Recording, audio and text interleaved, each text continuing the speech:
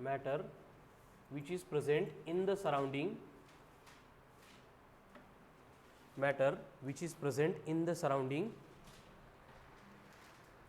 is divided into three types, divided into three types as solid, then liquid and then gases. Solid, liquid and gases, ऐसे तीन state में हमारे surrounding का जितना भी matter है वो एग्जिस्ट करता है. ठीक है, तो बेसिकली हम यहाँ पे सॉलिड से रिलेटेड डिस्कशन करने वाले हैं. इसी टॉपिक का नेक्स्ट पॉइंट आएगा जहाँ पे हम mechanical properties of fluids discuss करेंगे. तो ये फ्लूइड मतलब क्या होता है? सॉलिड मतलब जिसको शेप एंड साइज फिक्स है, जब तक हम उसके ऊपर एक्सटर्नल फोर्स अप्लाई नहीं करेंगे वो अपनी शेप चेंज नहीं करेगा, वो सॉलिड बनता है. अब ये फ्लूइड मतलब क्या होगा? फ्लूइड मतलब लिक्विड होगा क्या? होगा. फ्लूइड मतलब गैस होगा क्या? होगा. फ्लूइड मतलब दोनों भी, लिक्विड प्लस गैसेस, इनको हम क्या बोलते हैं? फ्लूइड बोलते हैं, क्योंकि फ्लूइड का मतलब होता है सब्सटेंस विच कैन फ्लो, जो फ्लो हो सकते हैं वो फ्लूइड बनते हैं. ठीक है, तो लिक्विड फ्लो होता है क्या? गैसेस भी फ्लूइड फ्लो होते हैं. इसका मतलब गैसेस एंड लिक्विड, इनको कंबाइनली हम क्या बोलते हैं? फ्लूइड्स बोलते हैं. तो सेम टॉपिक में हम पहले डिस्कस करेंगे about mechanical properties of solids, and solid की डिस्कशन के बाद में डिस्कशन करना है अबाउट फ्लूइड, एंड फ्लूइड में कौन होगा? लिक्विड भी होगा एंड गैस भी होगा. ठीक है, बट उससे पहले ऐसा क्यों होता है कि हमारे सराउंडिंग में जो भी मैटर है ये सॉलिड में या फिर लिक्विड के या फिर गैसेस के ऐसे तीन स्टेट में एग्जिस्ट करता है? ऐसे क्यों?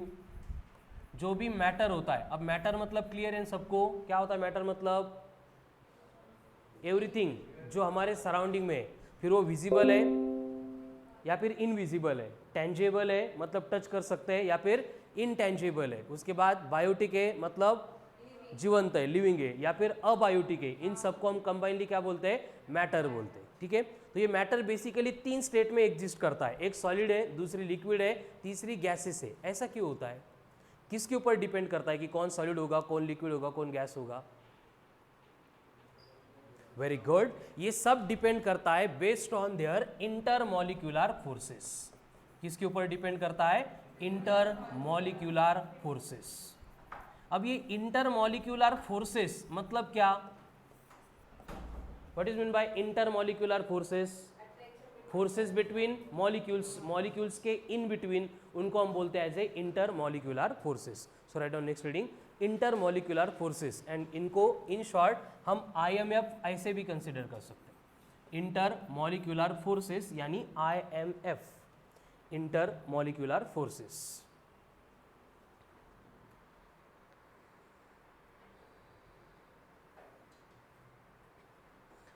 इंटरमॉलिक्यूलर फोर्सेस और IMF. क्या होगा इंटरमॉलिक्यूलर फोर्सेस? डिफाइन कर दो उसको.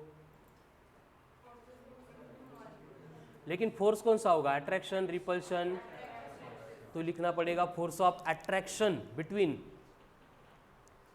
Force of attraction between molecules, force of attraction between molecules of same और different substance. Force of attraction between molecules of same or different substance is called as intermolecular forces. मतलब same molecule का, मतलब same substance का molecule दूसरे molecule को attract कर रहा है. जैसे कि ग्लास में वाटर लिया है, तो वाटर का मॉलिक्यूल अगर वाटर के मॉलिक्यूल को अट्रैक्ट कर रहा है तो क्या होगा? Intermolecular forces between same molecules या फिर सेम सब्सटेंस के मॉलिक्यूल. लेकिन एट द सेम टाइम जिस ग्लास में हमने वाटर को फिल किया था, उस वाटर का मॉलिक्यूल ग्लास के मॉलिक्यूल को भी क्या करता है? अट्रैक्ट करता है. तो क्या बनेगा?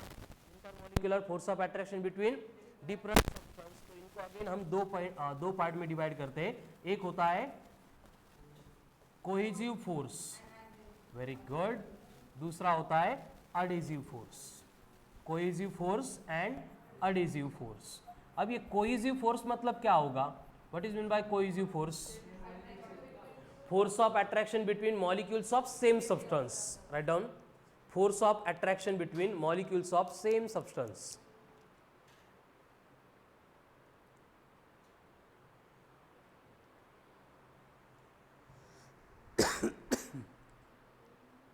Force of attraction between molecules of same substance. Force of attraction between molecules of same substance, उसको बोला जाता है एज कोहेसिव फोर्स. एंड दूसरा आएगा adhesive force. Number 2 adhesive force. क्या होगा एडिसिव फोर्स? मतलब force of attraction between molecules of different substance. इसलिए देखो आपने अब अगर फेविकॉल, फेविक्विक, इनकी अगर ऐड देखी है तो ऐड में उनको क्या बोला जाता है? एडिसिव्स बोला जाता है. क्या बोला जाता है? एडिसिव्स. क्योंकि उनका काम क्या होता है? दो डिफरेंट सब्सटेंस को ज्वाइन करना, कनेक्ट करना. ठीक है, cohesive force and adhesive force. तो अभी हमें ये इंटरमॉलिक्यूलर फोर्सेस को ये सॉलिड, ये लिक्विड एंड ये गैसेस के साथ में कनेक्ट करना है. तो कंडीशन क्या होती है? देखो कि अगर ये इंटरमॉलिक्यूलर फोर्सेस, जिनको हम कोहेसिव फोर्स बोलेंगे, अगर एक्सट्रीमली स्ट्रांग है, एक्सट्रीमली स्ट्रांग है, इसका मतलब क्या होगा? बाजू में जो मॉलिक्यूल है उसको ये मॉलिक्यूल इतनी मतलब स्ट्रांग वे से पकड़ के रख रहा है कि ये इस मॉलिक्यूल के रिस्पेक्ट में अपनी मोशन ही परफॉर्म नहीं कर सकता. इसका मतलब ये दोनों क्या होंगे? जहां पे है वहीं पे रहेंगे. अगर ये दोनों जहां पे वहीं पे रह रहे, इसका मतलब जितने सारे मॉलिक्यूल्स है वो अपने आप खुद की पोजीशन चेंज ही नहीं कर सकते. इसका मतलब उस टाइप के मटेरियल को क्या करना पड़ेगा? एज ए सॉलिड बिहेव करना पड़ेगा. उसके बाद में अगर दो मॉलिक्यूल के बिटवीन का फोर्स नेग्लिजिबल नहीं है, कंसिडरेबल है, लेकिन इतना स्ट्रांग नहीं है कि दूसरे मॉलिक्यूल को वो हिलने ही ना दे, मतलब अट्रैक्ट तो कर रहे हैं लेकिन अट्रैक्ट करने से वो एक दूसरे के पोजीशन को कंट्रोल नहीं कर सकते, तो उस केस में जो भी मटेरियल है उसकी स्टेट बनेगी लिक्विड. लेकिन सेम सब्सटेंस का अगर दोनों मॉलिक्यूल का फोर्स अगर नेग्लिजिबल हो गया, नेग्लिजिबल हो गया मतलब क्या हो गया? जीरो हो गया, तो उस केस में एक मॉलिक्यूल को दूसरे मॉलिक्यूल के साथ कुछ लेना देना ही नहीं रहेगा, तो वो क्या करेगा? एज ए गैस बिहेव करेगा. इसलिए हम गैसेस के बारे में जब भी डिस्कस करते हैं तो हम स्टार्ट में इंट्रोड्यूस करते हैं कि molecules of gases are always in a random motion, मतलब उनको किसी भी नेबरिंग मॉलिक्यूल के साथ लेना देना ही नहीं. वो क्या करते हैं? जिथं मन करेल तिकडं, केव्हा पण, कधी पण, कुठं पण, कसं पण मोशन परफॉर्म करते हैं. ठीक है, तो वो कंडीशन आती है गैसेस की. क्लियर है सबको? तो सॉलिड, लिक्विड एंड गैसेस, ऐसे 3 स्टेट्स ऑफ मैटर एग्जिस्ट करती है. क्यों एग्जिस्ट करती है? किसके ऊपर डिपेंड करती है? क्लियर हो गया. अब इसके आगे जाके ऐसा क्यों होता है कि दो मॉलिक्यूल्स है, इनके बिटवीन का फोर्स एक्सट्रीमली स्मॉल है, उसके बाद में फोर्स जो है वो कम हो गया, एंड बाद में गैसेस की केस में तो वो नेग्लिजिबल हो गया है, उसका एग्जिस्टेंस ही नहीं है. ऐसा क्यों होता है? What is the reason behind this?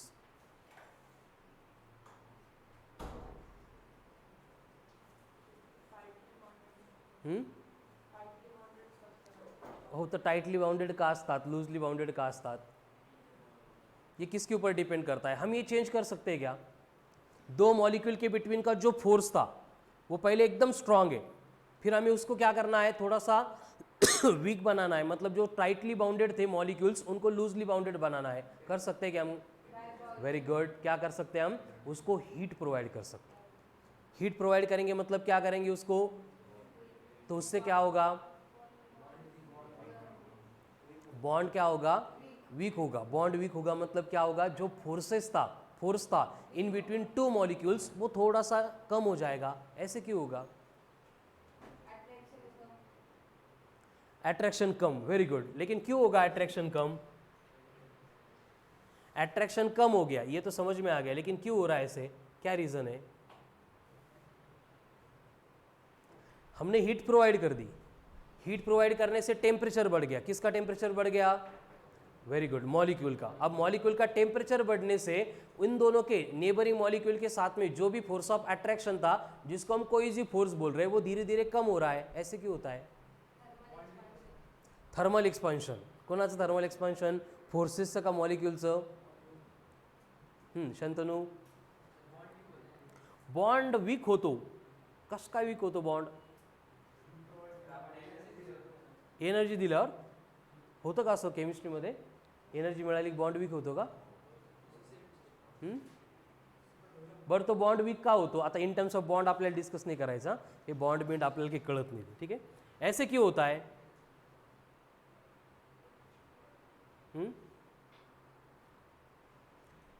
काय होत असेल जिससे फोर्सेस कम हो रहे हैं? Think upon it. Ram,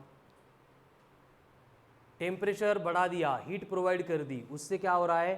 force कम हो रहा है. दुसरा फोर्स ॲड होतो. कुठला दुसरा स्वप्नील?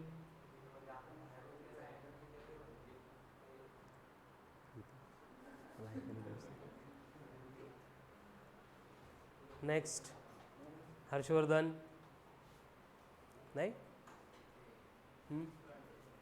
एक्सपांड होतो कोण? मॉलिक्यूल. मॉलिक्यूलने एक्सपांड होत ना बेटा, का होतो मॉलिक्यूल एक्सपांड? हीट गेन केल्यावर वॉटर मोठी होते का? मॉलिक्यूल एक्सपांड होता का? मॉलिक्यूलर सेपरेशन बढ़ता है. क्या होता है? कंडीशन क्या होती है? देखो, जैसे इलेक्ट्रॉन का माइंड सेट होता है. क्या होता है इलेक्ट्रॉन का माइंड सेट? उसको न्यूक्लियस के सराउंडिंग में चक्कर मारने में कुछ भी इंटरेस्ट नहीं है.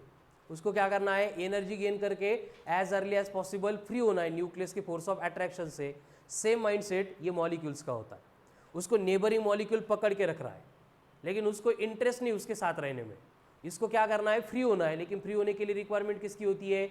एनर्जी की होती है. तो जब हम हीट सप्लाई करते हैं, मतलब टेम्परेचर बढ़ाते हैं, तो मॉलिक्यूल की एनर्जी बढ़ती है. एंड मॉलिक्यूल क्या करता है? इस एनर्जी का यूटिलाइजेशन करके नेबरिंग मॉलिक्यूल का जो भी सेपरेशन था, उससे डिस्टेंस था, उसको बढ़ाने का ट्राई करता है. समझ में आ रहा है ना?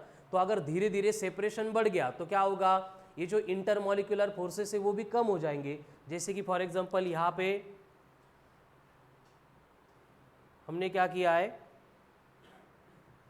अरे क्या लगे, हाँ, यहाँ पे हमने सपोज ये क्या है? लिक्विड है, पानी है, वाटर है. इसको अगर हम हीट सप्लाई करेंगे तो हीट सप्लाई करने से क्या होता है? अरे कुछ भी नहीं.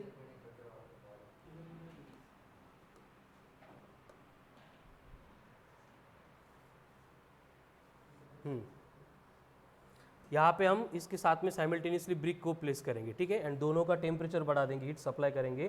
तो what will happen?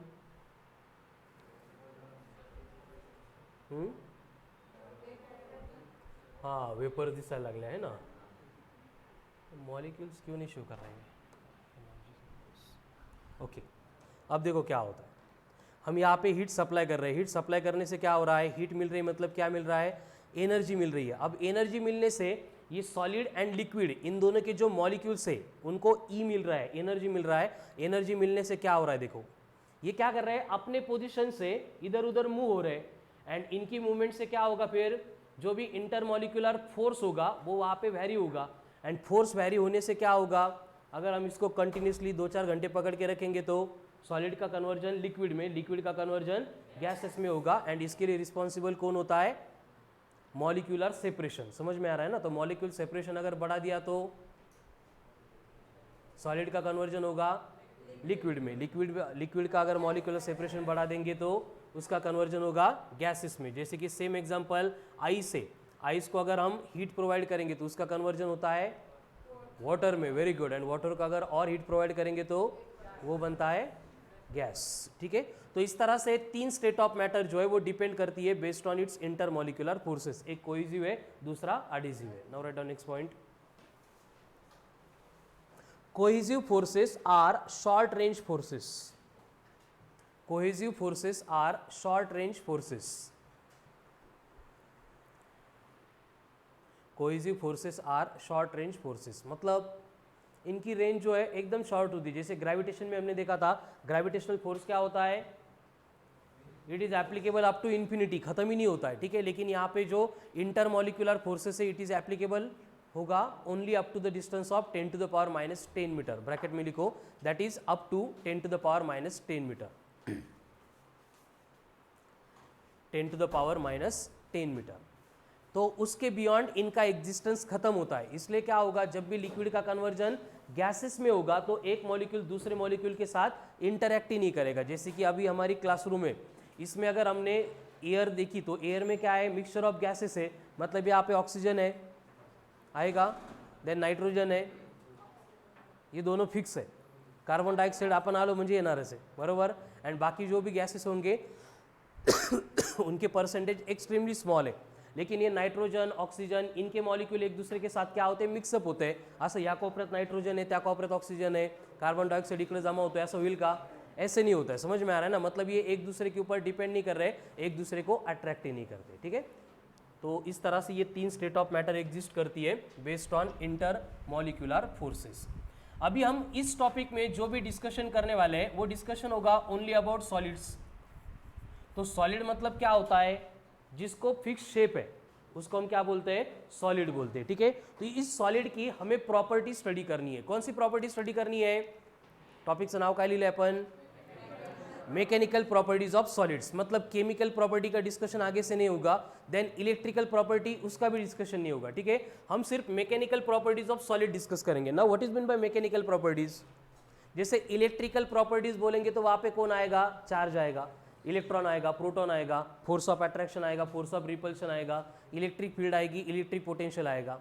Chemical properties बोलेंगे फिर बॉन्ड आएगा, है ना, बिंड आएगा, उसके बाद में केमिकल रिएक्शन होगी, डबल बॉन्ड, सिंगल बॉन्ड, ऐसे कुछ तो फिर इक्वेशन वगैरह आ जाएगा। उनको छोड़ के बचता है मैकेनिकल। मैकेनिकल मतलब क्या होगा, प्रॉपर्टीज जिसमें क्या इन्वॉल्व होगा, मैकेनिक्स इन्वॉल्व होगा सॉलिड्स का। अब मैकेनिक्स मतलब कौन, फोर्सेस की वजह से होने वाली मोशन, इसके बारे में हम डिस्कस करने वाले हैं, ठीक है।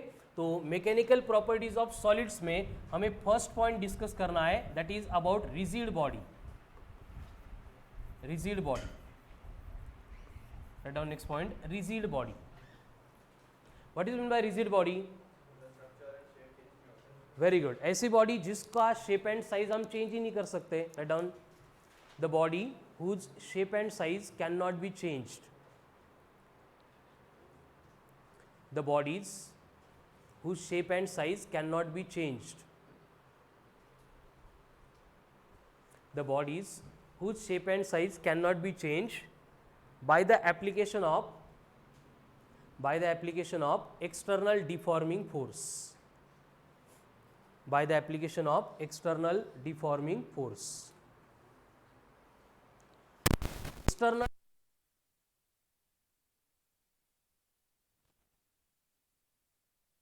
रिजिड बॉडी बोलेंगे, जैसे कि for example stone rigid body क्या, हातोडा घातला तर तुटतो का स्टोन, तो रिजिड बॉडी नहीं है। डायमंड, डायमंड की शेप एंड साइज चेंज नहीं होती है क्या, होती है, कन्फर्म होती है। डायमंड को ते काय म्हणतो आपण, उसका स्ट्रक्चर जो बनाते टाइम उसकी शेप, गोल्ड माइन में जैसा डायमंड मिलता है डायरेक्ट शोरूम में तसा ठेवता का, तो उसकी भी शेप एंड साइज हमने चेंज कर दी। काय प्लास्टिक, प्लास्टिक तर आपण हाताना चेंज करू शकतो shape and size.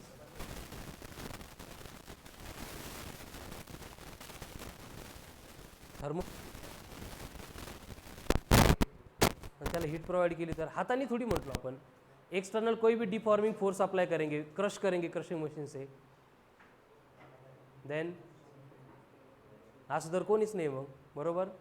So write down this star mark, there is no perfectly rigid body exist. Perfectly rigid body exist ही नहीं करती, ऐसी कोई भी बॉडी नहीं है जिसकी शेप एंड साइज हम चेंज नहीं कर सकते। समझ में आ रहा है ना, there is no rigid body whose shape and size cannot be changed, मतलब no perfectly rigid body exists in nature। तो ये आइडियल कंसेप्ट है, जैसे आइडियल गैसेस होते हैं वैसे रिजिड बॉडी भी क्या है, आइडियल कंसेप्ट है, ये एग्जिस्ट नहीं करेगी, ठीक है। आगे नेक्स्ट, लेकिन for practical purposes, for practical purpose the bodies which requires, for practical purpose the bodies which requires maximum force,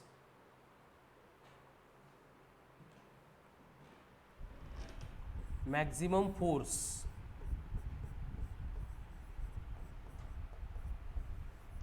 for its deformation, for its deformation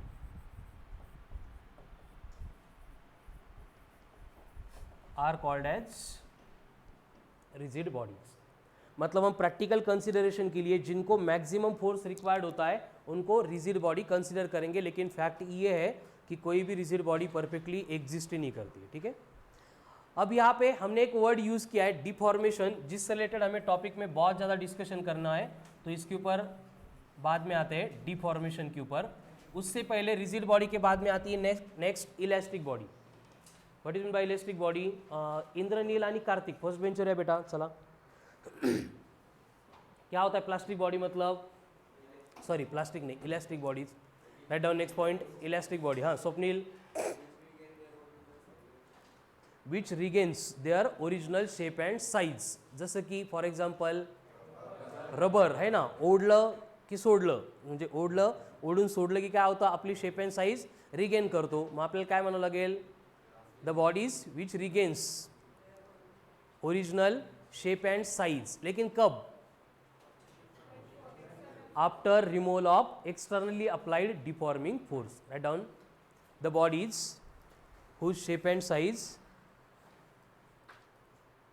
आता व्यवस्थित दिसत आहे ना, तर कॉलममुळे दिसतच नाही, दोन्ही कॉलममुळे. द बॉडीज विच रिगेन्स काय, शेप अँड साईज नाही ना, the body which regains its shape and size. The bodies which regains its shape and size after removal of external deforming force. External deforming force are called as elastic bodies. ठीक है, मतलब force apply करके हमने उनकी shape and size change कर दी थी, लेकिन forces remove करने के बाद क्या हो रहा है, अपनी शेप एंड साइज फिर से रिगेन कर रहे हैं, तो उनको हम बोलेंगे एज इलास्टिक बॉडीज. जैसे कि एग्जांपल रबर हो गया. Another example sponge. Very good. उसको भी प्रेस करके छोड़ देंगे तो क्या होगा, अपनी शेप एंड साइज रिगेन करता है. Another example spring. Very good. Compress करके छोड़ देंगे तो क्या होता है, इक्विलिब्रियम में आने के लिए अगेन एक्सपांड होती है. नेक्स्ट. झाले एवढेच आहेत. Next balloon. बलूनमध्ये कसं बेटा, एअर काढल्यावर शेप अँड साईज रिगेन करतो. बरं, व्हेरी गुड. अजून टायर. टायरची एअर काढल्यावर परत मग ट्यूब, मग ट्यूबलेस टायर है ना. चलो नेक्स्ट, प्लास्टिक बॉडीज. क्या होगा प्लास्टिक बॉडी, मतलब जी बॉडी प्लास्टिक पासून बनते ती प्लास्टिक बॉडी नसते. कळालं ना. प्लास्टिक बॉडीज मतलब क्या होगा फिर, जो इलास्टिसिटी को फॉलो नहीं कर रही है. इसका मतलब ऐसी बॉडी जिनकी शेप एंड साइज रिगेन नहीं होगी. Write down. स्टोन नहीं, क्ले, चिकल, उसको एक शेप बना दी, छोड़ दिया तो वो अपने आप फिर से शेप एंड साइज रिगेन करता है क्या, नहीं करता है. समझ में आ रहा है ना. उसके बाद में वह नेक्स्ट, उसके बाद क्ले, मड है ना. इस तरह का जो भी मतलब बॉडी का स्ट्रक्चर एक बार बना दिया, फिर वो अगर रिगेन नहीं कर रही तो उसको हम क्या बोलेंगे, as plastic bodies. Write down. काय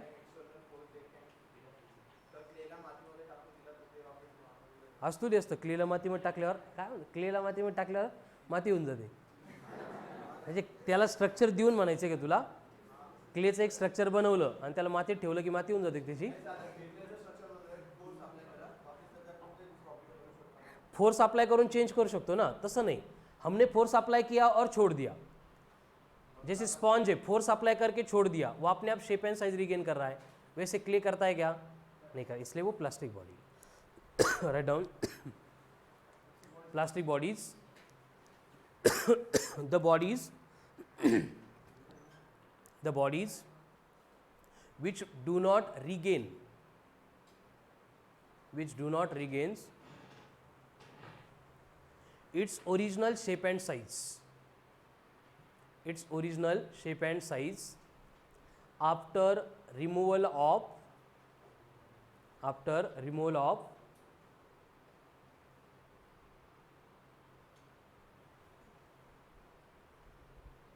external deforming force. After removal of external deforming force.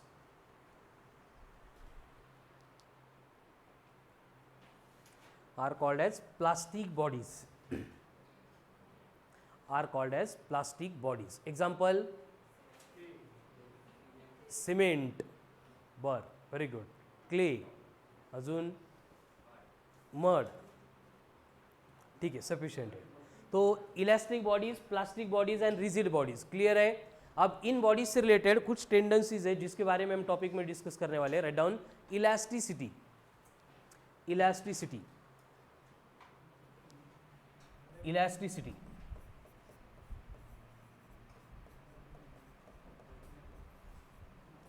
अब ये इलास्टिसिटी मतलब क्या होगा? देखो इलास्टिक बॉडी में क्या होता है, एक्सटर्नल फोर्स रिमूव करने के बाद शेप एंड साइज रीगेन करता है, तो उसको रीगेन करने के लिए जो टेंडेंसी, जो प्रॉपर्टी रिस्पॉन्सिबल है उसको हम इलास्टिसिटी बोलते हैं। तो क्या होगा इलास्टिसिटी का मतलब? Tendency by virtue of which material body regains its original shape and size after removal of is called as, write down, elasticity. Very good. The tendency, elasticity is the tendency by virtue of which, elasticity is the tendency by virtue of which, elasticity is the tendency by virtue of which material body regains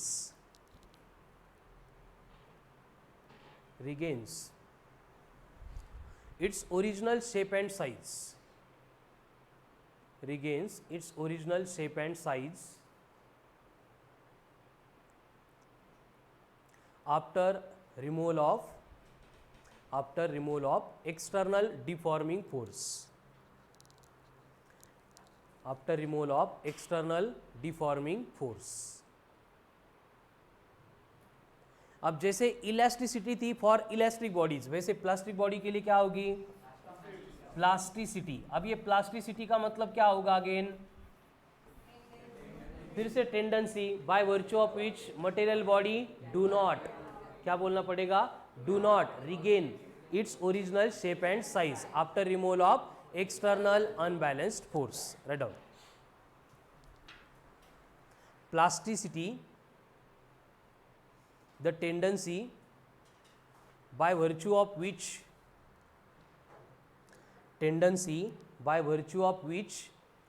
material body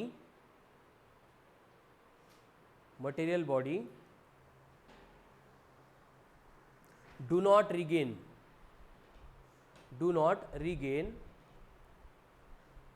its original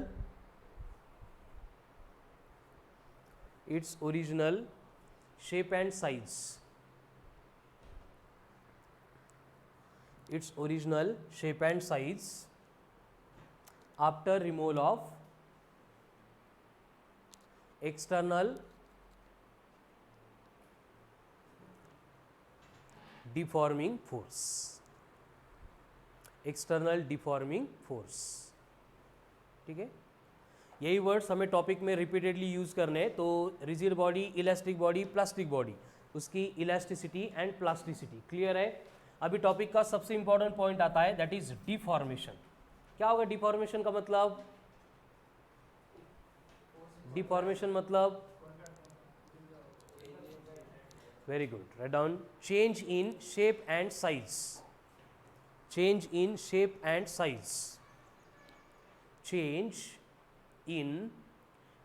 and size,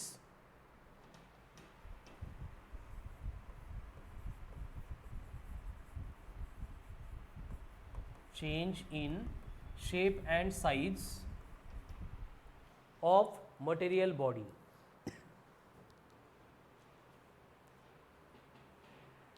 by the application of external deforming force। मतलब external force apply करने के बाद body की जो shape and size change हो सकती है या फिर होती है, उसको हम बॉडी का क्या बोलते हैं? डिफॉर्मेशन बोलते हैं, ठीक है। बॉडी डिफॉर्म होगी मतलब क्या होगा? उसकी शेप एंड साइज चेंज होगी। अब ये शेप एंड साइज कैसे चेंज होगी? फॉर एग्जांपल बॉडी की शेप एंड साइज चेंज होगी मतलब क्या होगा? जैसे कि फॉर एग्जांपल एक वायर है, उसको अगर हम ऊपर एक रिजिड सपोर्ट में फिक्स करेंगे एंड नीचे वेट ऐड करेंगे तो क्या होगा? वायर की लेंथ बढ़ती जाएगी। अब लेंथ बढ़ गई मतलब शेप एंड साइज चेंज हो गई, मतलब वहां पे क्या हो गया? डिफॉर्मेशन हो गया, ठीक है। उसके बाद में सपोज फॉर एग्जांपल एक बलून है, एंड उस बलून को हमने क्या किया, सब डायरेक्शन से फोर्सेस अप्लाई करके प्रेस किया, तो उसकी शेप एंड साइज क्या हो जाएगी, चेंज हो जाएगी। समझ में आ रहा है? या फिर इसको छोड़ के और क्या प्रोबेबिलिटी है?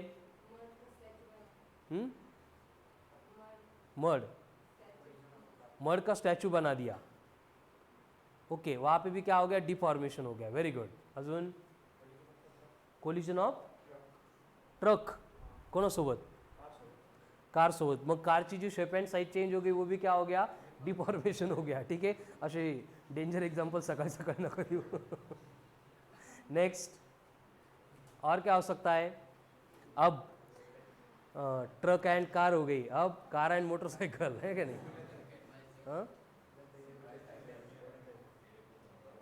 हाँ शंतनु, बिल्डिंग, कौन बिल्डिंग बांध ली का पाड़ली, पाड़ली, ओके, उसकी भी क्या हो गई, शेप एंड साइज चेंज हो गई। ठीक है, ऐसे वेरियस तरीके से बॉडी की शेप एंड साइज चेंज हो सकती है, लेकिन हम सिलेबस में ये जो डिफॉर्मेशन है ये सिर्फ 3 टाइप का पढ़ने वाले। ठीक है, कितने टाइप का? 3 टाइप का पढ़ने वाले। राइट डाउन नंबर 1, या फिर उससे पहले लिखो, there are 3 types of deformation. There are 3 types of deformation. Deformation 3 type का होगा। First one, change in length, change in length. अब चेंज इन लेंथ के लिए क्या होगा, एक रिजिड सपोर्ट, उसको एक स्ट्रिंग या फिर वायर कनेक्ट करेंगे, जिसकी इनिशियल लेंथ थी सपोज कैपिटल एल, और उसको हमने क्या किया, डब्ल्यू इतना वेट अटैच किया, तो उस केस में क्या होगा, जो ग्रेविटेशनल फोर्स एक्ट होगा उसकी वजह से इसकी लेंथ थोड़ी सी बढ़ के ये न्यू शेप बन जाएगी। मतलब यहाँ पे जो डेल्टा एल दिख रहा है, इतनी लेंथ क्या हो गई, यहाँ पे स्ट्रिंग की बढ़ गई, इंक्रीज हो गई, तो delta L will represent the increase in its length. मतलब यहाँ पे बॉडी का क्या हो गया, डिफॉर्मेशन हो गया। ठीक है, write down, change in length, number 1, change in length.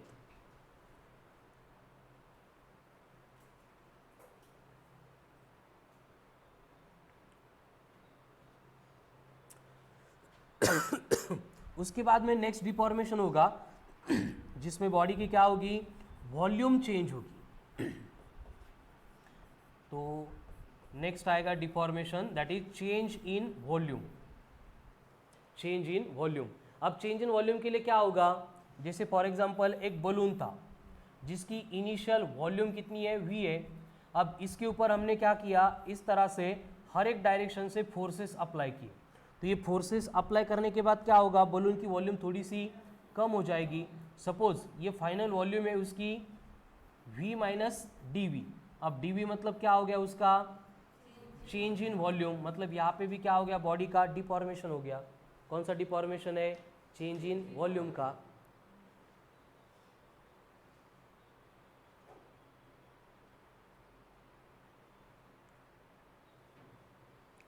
Change in length, change in volume. अब इसके बाद में थर्ड टाइप ऑफ डिफॉर्मेशन आता है, that is change in area,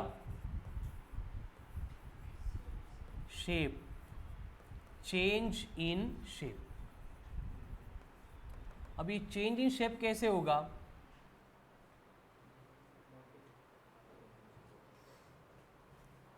body की शेप चेंज होगी। मतलब वहाँ पे वॉल्यूम में चेंज हो रहा है क्या, नहीं हो रहा है, वॉल्यूम सेम है, लेंथ सेम आहे, कारण व्हॉल्यूम चेंज होणार असेल तर आपण त्याला चेंज इन व्हॉल्यूम म्हणणार। मतलब वॉल्यूम चेंज नहीं हो रही है, लेंथ भी चेंज नहीं हो रही है, एरिया भी चेंज नहीं हो रहा है, बस क्या हो रहा है, शेप चेंज हो रहा है। ऐसे होता है कभी, कहाँ पे होता है, डबा चपून जातो, फिर व्हॉल्यूम का कम होतो बेटा उसकी, चपला म्हणजे व्हॉल्यूम कमी झाली ना, ते कमी होऊन जाईल ना वॉटरमध्ये, वॉटरमध्ये टाकलं, काय टाकलं वॉटरमध्ये, व्हेरी गुड, एक्सलंट आन्सर। पण आपण इथं फक्त सॉलिडबद्दल दिसतो, चेंजिंग शेप, का होतं चेंजिंग शेप, जैसे फॉर एग्जाम्पल हा कार्तिक बरोबर आहे, हा कार्तिकचा हात आहे बरोबर, शेप लगी, अगर मैंने इसको ऐसे कर दिया, लेंथ चेंज हो गई क्या, वॉल्यूम चेंज हुई क्या, शेप चेंज हुई क्या, है ना, ये तो बता, ये क्या चीज चेंज हुई,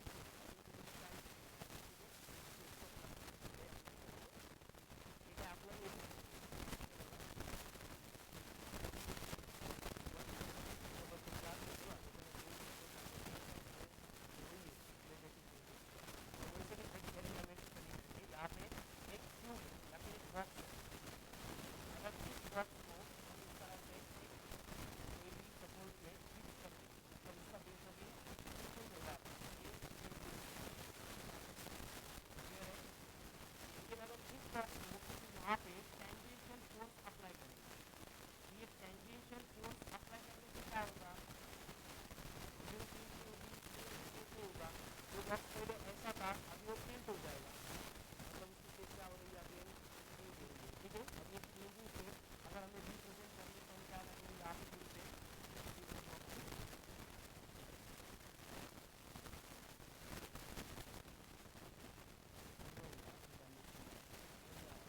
यहाँ पे क्या हो गया, थोड़ा सा यहाँ पे हमने इसकी लेंथ भी चेंज नहीं की है, वॉल्यूम भी चेंज नहीं की है, बस क्या हो गया, उसका शेप चेंज हो गया। तो चेंजिंग शेप मतलब क्या हो गया, अगेन इसका डिफॉर्मेशन। तो टॉपिक में हमें यही 3 टाइप का डिफॉर्मेशन पढ़ना है, एक related to change in length, दूसरा related to change in volume, तीसरा related to change in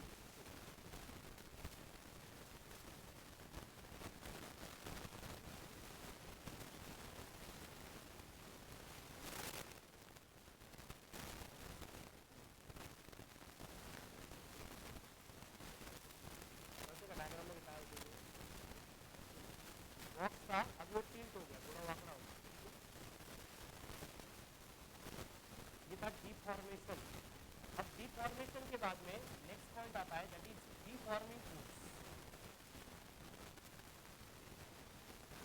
deforming force, अभी डिफॉर्मिंग फोर्स मतलब क्या होता है,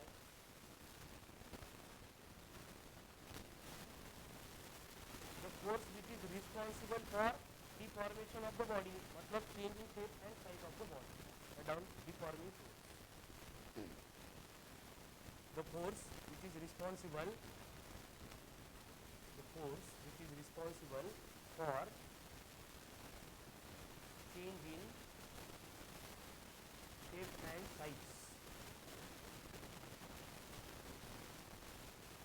the force which is responsible for change in shape and size of the body। अब ये deforming force मतलब क्या हो गया, क्लियर है सबको, ऐसा फोर्स जो बॉडी की शेप एंड साइज चेंज करेगा। अब नॉर्मली जो भी हम फोर्सेस अप्लाई करते हैं वो फोर्सेस 2 टाइप के होते हैं, देखो, एक होता है बैलेंस्ड फोर्स, एक होता है बैलेंस्ड फोर्स एंड दूसरा होता है अनबैलेंस्ड फोर्स। अब इनमें क्या डिफरेंस है, balanced force and unbalanced force, जैसे कि फॉर एग्जांपल ये पेन है, मुझे यहाँ से उठाना है, तो इसको उठाने के लिए मैंने पकड़ के इस तरह से डिस्प्लेस कर दिया, तो यहाँ पे मैंने बैलेंस्ड फोर्स अप्लाई किया या अनबैलेंस्ड फोर्स अप्लाई किया, कसका बैलेंस फोर्स, एक डायरेक्शन में खींचा ना मैंने उसको, का दोन्ही हाताने आपण ओढतोय त्याला, ऐसे अगर ऐसे फोर्स अगर अप्लाई करेंगे हम तो ये कौन सा हो गया, बैलेंस फोर्स। जितना फोर्स इस डायरेक्शन में उतना ही फोर्स इस डायरेक्शन में, एक दूसरे को कैंसिल करेंगे, मतलब नेट फोर्स कितना बनेगा, 0 बनेगा। लेकिन अगर मैं इस डायरेक्शन में फोर्स से अप्लाई नहीं कर रहा हूँ, इसको पकड़ के ऐसे लेके जा रहा हूँ, तो ये कौन सा हो गया, मतलब जब भी बॉडी के ऊपर अनबैलेंस फोर्स एक्ट होता है बॉडी का डिस्प्लेसमेंट होता है। क्या होता है बॉडी का, मतलब बॉडी को अगर एक पोजीशन से दूसरे पोजीशन पे डिस्प्लेस करना है तो हमें क्या अप्लाई करना पड़ेगा, अनबैलेंस्ड फोर्स। क्या अप्लाई करना पड़ेगा, अनबैलेंस। तो बैलेंस फोर्स अप्लाई करने से क्या होता है, डिस्प्लेसमेंट नहीं होता है, तो क्या होता है,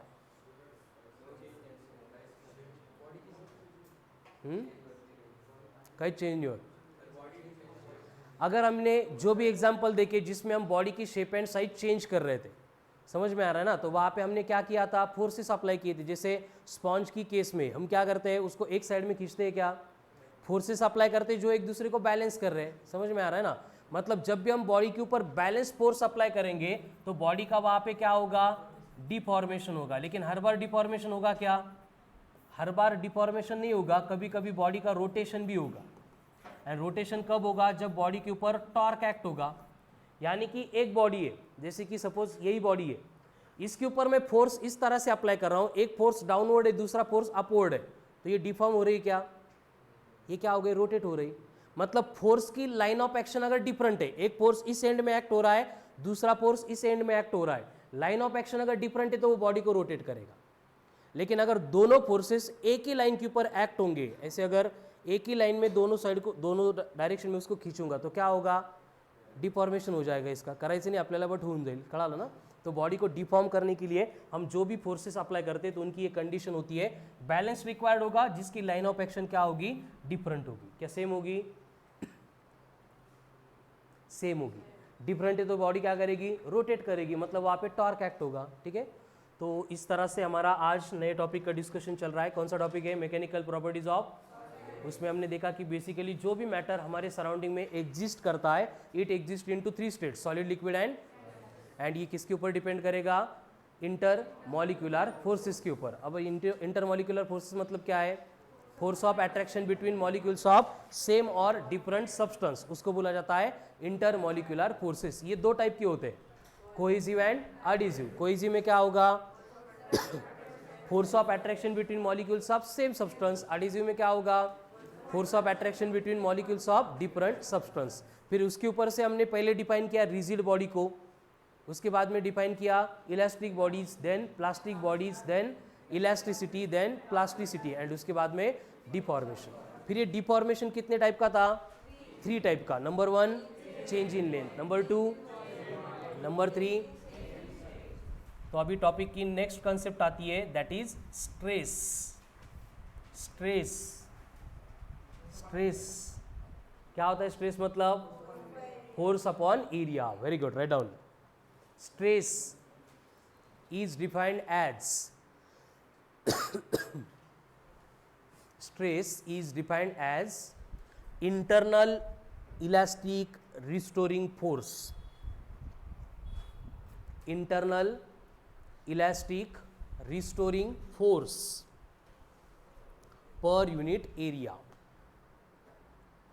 internal elastic restoring force per unit area is called as stress. तो स्ट्रेस मतलब क्या बन रहा है, डेफिनेशन ध्यान से पढ़ो। Internal elastic restoring force per unit area, तो सिंपल है, क्या बोला है वहां पे, इंटरनल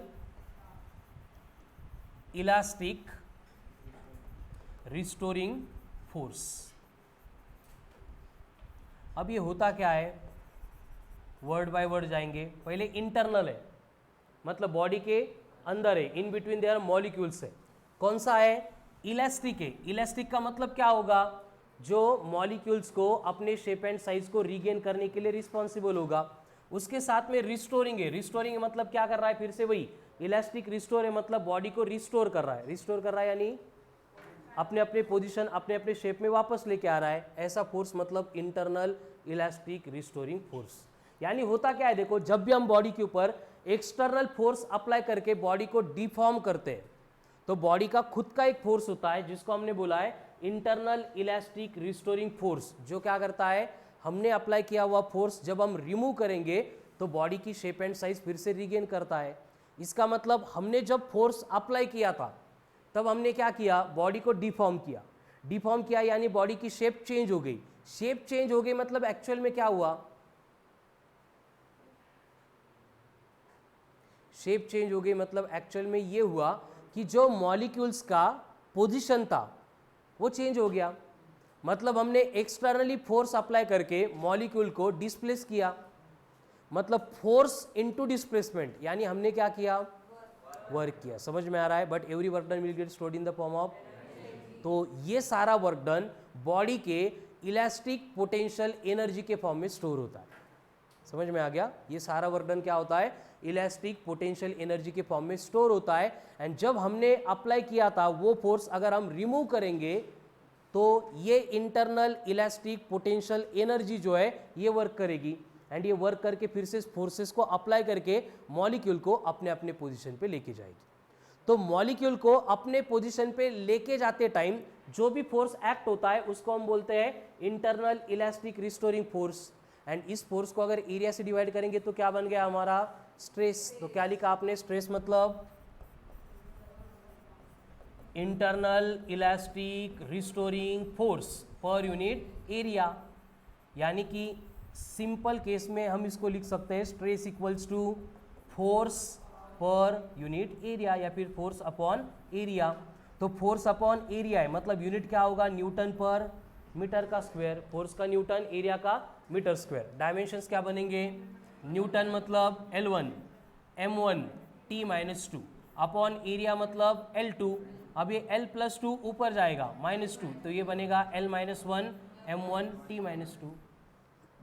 ये हो गया डायमेंशन फॉर स्ट्रेस। अब बेसिकली स्ट्रेस जो है ये स्केलर या वेक्टर है, स्केलर। एक्चुअल में ये स्केलर वेक्टर नहीं है, ये टेंसर क्वांटिटी है। कौन सी क्वांटिटी है, लेकिन टेंसर क्वांटिटीज का सिलेबस हमारे 10+2 में नहीं है, इसलिए हम उसके बारे में डिस्कस नहीं करते। टेंसर का मतलब क्या होता है, जिसकी डायरेक्शन चेंज होने से मैग्नीट्यूड चेंज होता है। समझ में आ रहा है, जैसे कि फॉर एग्जांपल अभी हमने यहाँ पे चेंज इन शेप से रिलेटेड डायग्राम ड्रॉ की थी, किसकी, लेंथ की। अगर ये वेट हमने यहाँ पे अटैच करने का छोड़ के ये सेंटर में अटैच कर दिया तो जो भी डिफॉर्मेशन होने वाला था वो सेम होगा या डिफरेंट होगा, डिफरेंट होगा। मतलब फोर्स की डायरेक्शन चेंज हो गई, मैग्नीट्यूड चेंज होगा। तो उस टाइप के क्वांटिटी को हम क्या बोलते हैं, टेंसर बोलते हैं। बट टेंसर हमें पढ़ना नहीं है, इसलिए हम इनको कंसीडर करते हैं एज ए स्केलर क्वांटिटी। तो स्ट्रेस क्या बनेगा, फिर स्केलर बनेगा, ठीक है। एंड उसके बाद में स्टार मार्क करके एक पॉइंट लिखना है, हिजालिक लियोन यूनिट्स डायमेंशंस, स्टार मार्क करके लिखो। As internal force of the body cannot be measured, as internal force of the body cannot be measured। हम मेजर्स करू शकत नाही आपण की बॉडी इंटरनल मॉलिक्यूल्स एक दूसरे के साथ कितने फोर्स से मतलब रिगेन करने के लिए एक्ट हो रहे थे। इसलिए हम कंसीडर करते हैं, क्या कंसीडर करते हैं कि जितना फोर्स हमने अप्लाई किया था उतना ही फोर्स बॉडी के मॉलिक्यूल्स रिस्टोर होते टाइम अप्लाई करेंगे। क्या लिखा है आपने, as internal force of the body cannot be measured, externally applied force is equal to internal elastic restoring force।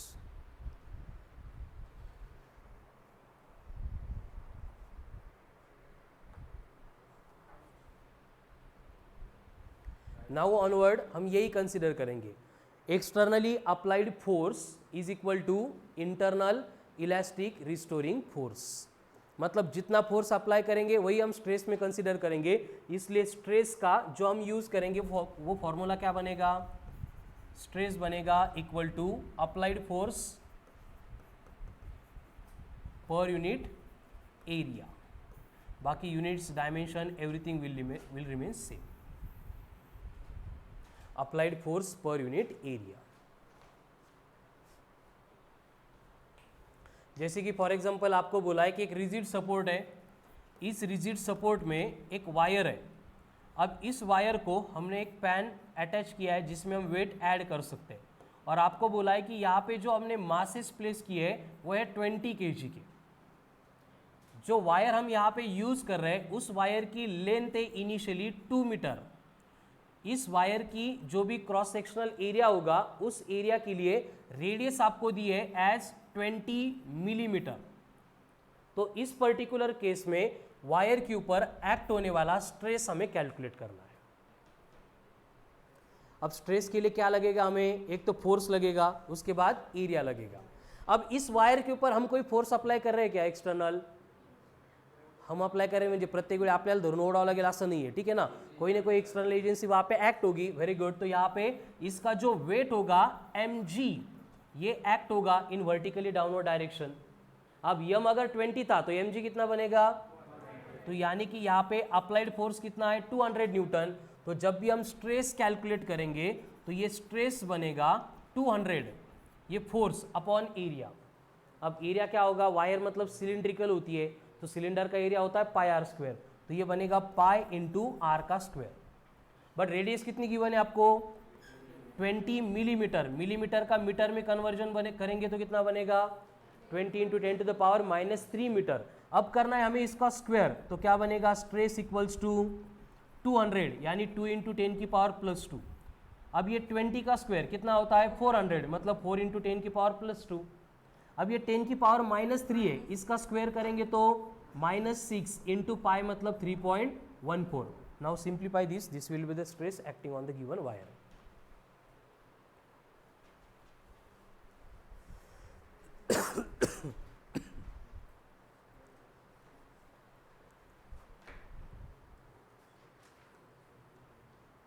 यहाँ पे 2 कैंसिल हो जाएंगे, 3.14 इंटू 2 बनेगा 6.28, 1/6.28 मतलब 0.12, कितना आएगा 0.12 इंटू -6 + 2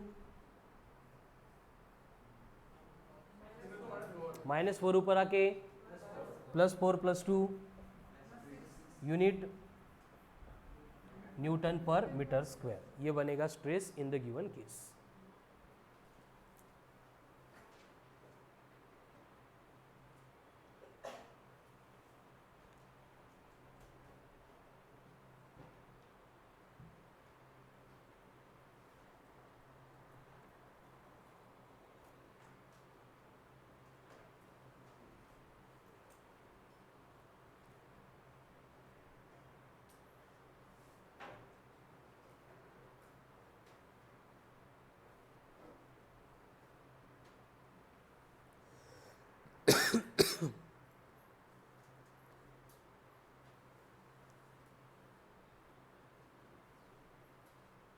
चलो हो गया। नेक्स्ट, अभी सेम एग्जांपल है, आपको बोला है कि एक रिजिड सपोर्ट है एंड इस रिजिड सपोर्ट के ऊपर हमने क्या किया है, एक बॉक्स प्लेस किया है एंड इसके ऊपर, ये बॉक्स के ऊपर हमने यहाँ पे अगेन एक वेट प्लेस किया है 10 kg का। अब ये जो बॉक्स है इसका एरिया कैलकुलेट करने के लिए आपको लेंथ दी है ईच साइड की, जैसे कि 50 centimetre, 50 centimetre each side. Box मतलब ये क्यूब की शेप का है, क्यूब की एक फेस होती है वो स्क्वायर होती है, तो स्क्वायर का एरिया बनता है L², L कितना है 50, वैसे एरिया कैलकुलेट करना है एंड उसके ऊपर एक वेट हमने प्लेस किया है, तो एक्ट होने वाला स्ट्रेस कैलकुलेट करना है। करो आप फिर से, स्ट्रेस इक्वल टू क्या होगा, फोर्स पर यूनिट एरिया।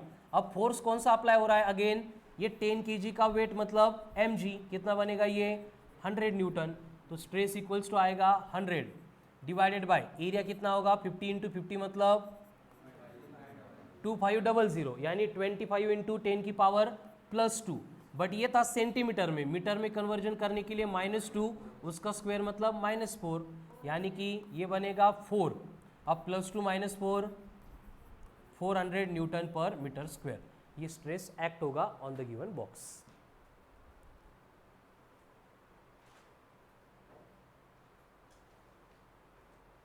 अब स्ट्रेस के बाद में नेक्स्ट क्वांटिटी आती है, that is strain. Write down, strain, change in, very good, write down. Strain का मतलब क्या होगा, change in dimensions per unit original dimensions. Strain,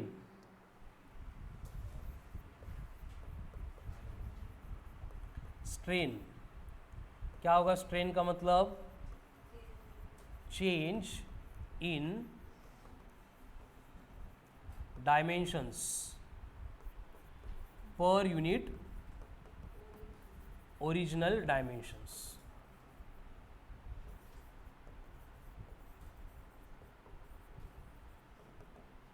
यानी कि ये जो स्ट्रेन होगा इज इक्वल्स टू, अगर रिलेटेड टू लेंथ लेंगे तो क्या बनेगा, change in length upon original length, तो इसका यूनिट क्या बनेगा, सेम क्वांटिटी का रेशो है, मतलब ये बनेगा यूनिट लेस और dimensionless constant. Write down, constant या फिर quantity, it's a unitless और dimensionless quantity, unitless और डायमेंशन लेस क्वांटिटी, इसको ना यूनिट है ना डायमेंशन।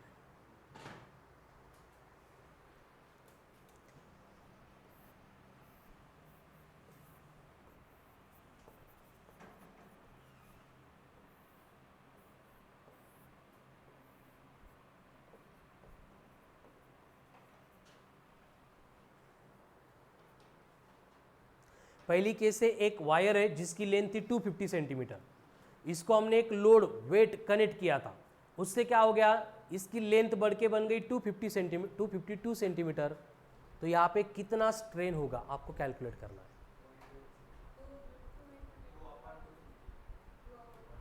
कितना होगा, 2/250, तो स्ट्रेन बनेगा, strain is equals to 2, change in length कैसे कैलकुलेट करेंगे, final minus initial upon initial मतलब ओरिजिनल लेंथ कितनी है 250, तो 2/250 करो कितना आता है, सेंटीमीटर सेंटीमीटर तो कैंसिल हो जाएगा, 1/125 मतलब कितना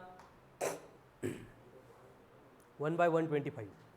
त्याला फर्दर सिम्प्लिफाय करायचं, 0 0 वेरी गुड, 1/125.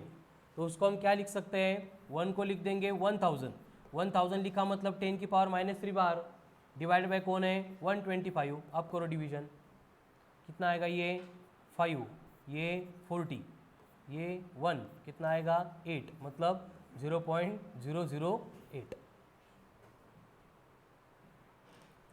ये हो गया स्ट्रेन. ठीक है, एकदम सिंपल स्ट्रेट फॉरवर्ड टॉपिक है. देखो स्टार्ट में मैकेनिकल प्रॉपर्टीज ऑफ सॉलिड, उसके लिए पहले सॉलिड मतलब क्या है, लिक्विड मतलब क्या है, गैसेस क्या है, किसके ऊपर डिपेंड करता है, इंटरमॉलिक्यूलर फोर्सेस के ऊपर. क्या होते हैं इंटरमॉलिक्यूलर फोर्सेस, उसकी रेंज कितनी होती है, in the range of 10⁻⁻10 metre, उसके बियॉन्ड उनका एग्जिस्टेंस नहीं होता है. ठीक है, उसके बाद में हमने देखा कि ये कोइजिव एंड अडिजिव ऐसे दो टाइप के होते हैं. तो बेसिकली हम डिस्कशन करने वाले थे रिलेटेड टू सॉलिड, तो उससे रिलेटेड देखा पहले रिजिड बॉडी. क्या होती है रिजिड बॉडी, उसके बाद में plastic body, elastic body, elasticity and plasticity. फिर एक्चुअल टॉपिक शुरू होता है हमारा from the discussion of deformation. क्या है डिफॉर्मेशन, मतलब change in shape and size of the body, उसको बोला जाता है डिफॉर्मेशन. आगे हमने देखा कि ये डिफॉर्मेशन बेसिकली 3 टाइप का होता है. एक तो बॉडी की लेंथ चेंज होगी, नहीं तो बॉडी का वॉल्यूम चेंज होगा, नहीं तो बॉडी का शेप चेंज होगा. ठीक है, तो related to change in length, related to change in volume, related to change in shape, ऐसे 3 टाइप के डिफॉर्मेशन हमें टॉपिक में डिस्कस करने. आगे जाके हमने 2 कांस्टेंट को डिफाइन किया. पहला था स्ट्रेस, जिसका मतलब क्या होता है, डेफिनेशन एक्चुअल में क्या है, internal elastic restoring force per unit area, but वो इंट्रोड्यूस करके छोड़ देना है. आगे से हम उसको डिफाइन कैसे करेंगे, externally applied force per unit area, उसका unit newton per metre square, dimensions L-1 M1 T-2, scalar vector scalar quantity. Then strain, strain मतलब change in dimensions per unit original dimension, उसका यूनिट एंड डायमेंशन मतलब ये unitless और dimensionless constant होता है. ठीक है, तो आगे जो है हमें क्या करना है, ये stress and strain related to change in length, related to change in shape, related to change in volume 1 by 1 apply करना है. ठीक है, so write down next reading. Stress, stress या फिर टाइप्स ऑफ स्ट्रेस करो, types of stress, types of stress. उसमें पहला stress आएगा that is longitudinal stress, longitudinal stress. अब लॉन्जिट्यूडनल स्ट्रेस इसका मतलब क्या होगा, फर्स्ट पॉइंट लिखो, stress related to change in length, stress related to change in length,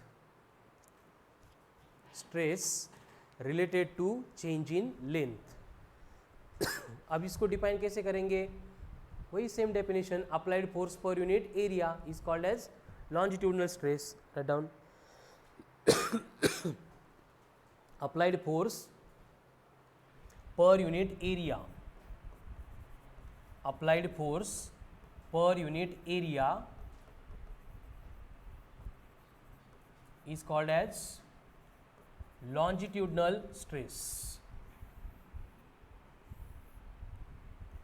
applied force per unit area. It is given by, अभी formula भी again similar रहेगा, longitudinal stress equal to applied force per unit area. Units dimension same है, उनको यहाँ पे फिर से define करने की जरूरत नहीं है. अब यहाँ पे कंडीशन क्या है, हम इसको strictly related to change in length introduce करने वाले हैं, इसलिए हमें क्या करना पड़ेगा, यहाँ पे एक रिजिड सपोर्ट लेना पड़ेगा.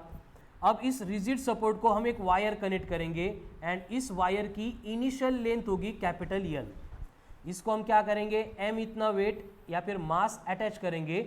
अब इसकी वजह से एक्ट होने वाला जो फोर्स है कितना बनेगा, mg. वायर है मतलब एरिया कितना होगा, पाई इंटू आर का स्क्वायर. तो हमें यहाँ पे लॉन्जिट्यूडनल स्ट्रेस के लिए फॉर्मूला मिलता है, longitudinal stress equals to mg upon pi r का square, mg upon pi r का square. Longitudinal stress mg upon pi r का स्क्वायर. अभी सेम सारी कंसेप्ट रिपीट होगी, जिसमें हम स्ट्रेस अप्लाई करेंगे फॉर नेक्स्ट डिफॉर्मेशन। कौन सा होता है? Related to change in volume, तो उसको बोलना पड़ेगा एज वॉल्यूम स्ट्रेस। तो वॉल्यूम स्ट्रेस क्या बनेगा फिर? Stress related to change in volume. अब वॉल्यूम स्ट्रेस का भी फॉर्मूला वही रहेगा, applied force per unit area, applied force per unit area. And इसका एप्लीकेशन देखने के लिए अगर हम बलून का एग्जांपल लेंगे, ये बलून की इनिशियल वॉल्यूम v थी, फिर हमने क्या किया, सारे डायरेक्शन से F इतने फोर्सेस अप्लाई कर दिए। तो यहाँ पे जो फोर्स पर यूनिट एरिया होता है उसी को हम प्रेशर बोलते हैं, क्योंकि बलून की शेप चेंज करने के लिए हमें प्रेशर अप्लाई करना पड़ता है। ठीक है, तो volume stress is equivalent to pressure, यानी डीपी। डीपी मतलब प्रेशर, पी होता है बट ये छोटी होती है इसकी अमाउंट, इसलिए हम उसको डी के साथ डिनोट करें। ठीक है, तो वॉल्यूम स्ट्रेस क्या बनेगा? डीपी। फिर से unit same, newton per metre square, dimensions L-1 M1 T-2, बाकी कुछ भी चेंज नहीं होगा। एंड तीसरा स्ट्रेस होगा related to change in shape, write down, stress related to change in shape, और उसको बोला जाता है as shearing stress. shearing stress, again shearing stress नया कुछ भी नहीं होगा, फॉर्मूला वही रहेगा, applied force per unit area, applied force per unit area. अब उसके लिए फिर से हम सेम कंडीशन कंसीडर करेंगे, एक बॉक्स होगा,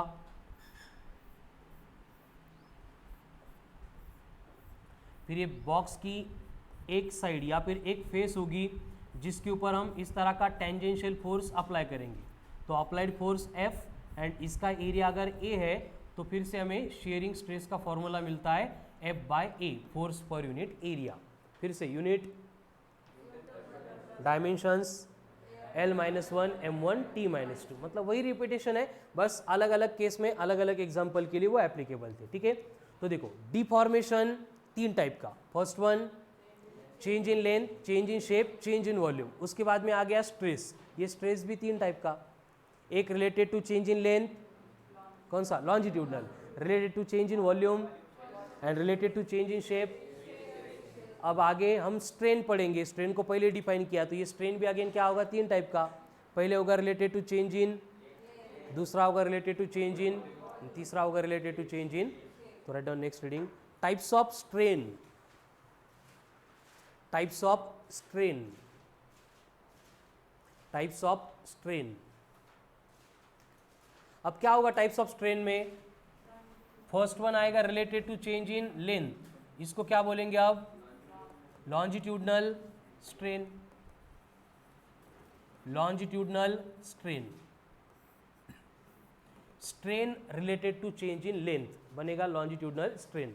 अब फिर से इसमें केस कौन सी होगी? वही रिजिड सपोर्ट, उसको एक वायर कनेक्ट करेंगे, यहाँ पे m इतना मास होगा, वायर की लेंथ चेंज हो जाएगी। पहले लेंथ थी कैपिटल L, अब ये बनेगी capital L plus change in length जो भी है डेल्टा L या फिर स्मॉल l। तो लॉन्जिट्यूडनल स्ट्रेन का फॉर्मूला क्या होगा? चेंज इन लेंथ पर यूनिट ओरिजिनल लेंथ। अब इसका यूनिट डायमेंशनलेस और यूनिटलेस होगा। ठीक है, अब इसके बाद में नेक्स्ट वन आएगा related to change in volume, उसको क्या बोलेंगे? Volume strain. क्या होगा वॉल्यूम स्ट्रेन में?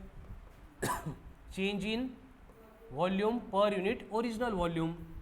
वॉल्यूम स्ट्रेन बनेगा change in volume per unit original volume. इसके लिए फिर से सेम वही एग्जांपल लेंगे बलून वाला। अब ये बलून की इनिशियल वॉल्यूम कितनी थी?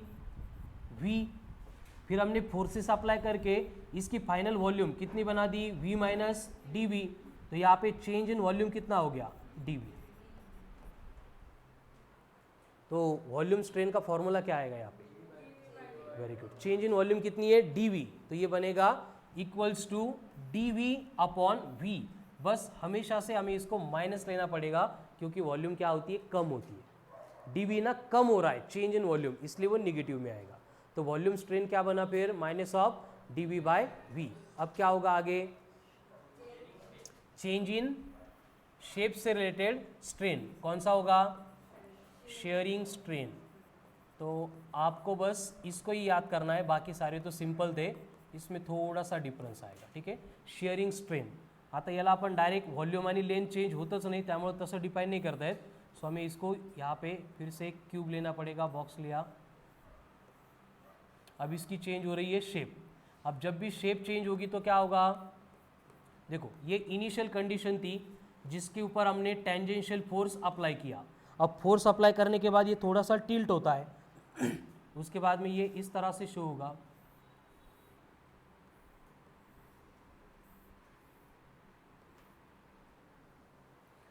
सीधा था, अभी क्या हो गया, टिल्ट हो गया. तो ये टिल्टिंग की केस में इसका जो भी डिस्प्लेसमेंट होता है, इस डिस्प्लेसमेंट को हम बोलेंगे x, एंड ये डिस्टेंस है सपोज h, तो यहाँ पे जो एंगल फॉर्म होता है वो बनेगा थीटा. तो यहाँ पे जो शेयरिंग स्ट्रेन होता है उसको हमें डिफाइन करना है एज, कैसे डिफाइन करना है, lateral displacement of one layer per unit its perpendicular distance, per unit its perpendicular distance from fixed layer. मतलब कि क्या, देखो जिस डायरेक्शन में फोर्स अप्लाई हो रहा था, फोर्स को पैरेलल मतलब लैटरल मतलब x, अपॉन परपेंडिकुलर डिस्टेंस मतलब कौन, h, यानी यही फॉर्मूला हमें मिलेगा x अपॉन h इसके फॉर्म में. बट अगर डायग्राम में देखेंगे तो x अपॉन h मतलब कौन है, अपोजिट अपॉन एडजेसेंट. तो opposite upon adjacent is tan theta. तो यहाँ पे शेयरिंग स्ट्रेन इक्वल टू क्या होता है, direct tan theta. But practically ये थीटा इतना स्मॉल होता है कि हम उसको डायरेक्ट थीटा बोलते हैं. ठीक है. बाकी सगळं तर सिमिलरच होतं, फक्त एवढीच एक कन्सेप्ट डिफरंट है थोडीशी. तो इसको थोड़ा सा याद करना पड़ेगा. हो गया लिख के, चलो राइट डाउन.